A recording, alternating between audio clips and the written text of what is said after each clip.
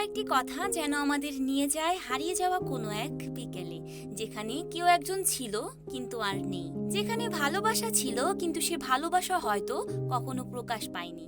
হ্যাঁ, বলছি সেই গানটির কথা, দীপান্বিতা। 2015 সালের দিকে বাংলাদেশের এক বিশ্ববিদ্যালয়ের ছাত্ররা বানিয়েছিল একটি নাটক।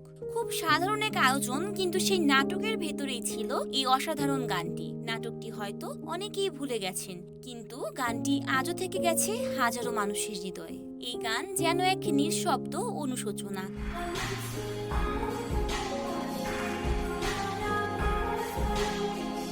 একটি না বলা কথা যেটা হয়তো কারো প্রতি অনুভব ছিল কিন্তু বলা হয়ে ওঠেনি। প্রেম ছিল, ভালোবাসা ছিল, কিন্তু সময় ছিল না।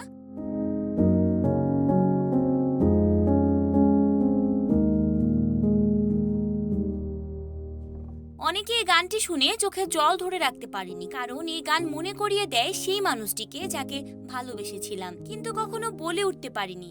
অনেকে ফেসবুকে লিখেছে, দীপান্বিতা গানটি শুনলে কারো মুখ মনে পড়ে যায়। এই গান যেন শুধুই গান নয়, এটা একটা সময়, একটা অনুভূতি, একটা না বলা গল্পের শেষ পৃষ্ঠা।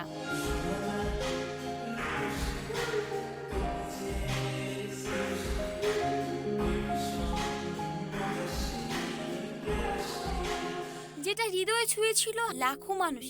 এই গান হয়তো কারো জীবনের সেই পাতাটা যার কোনোদিন উল্টানো যাবে না।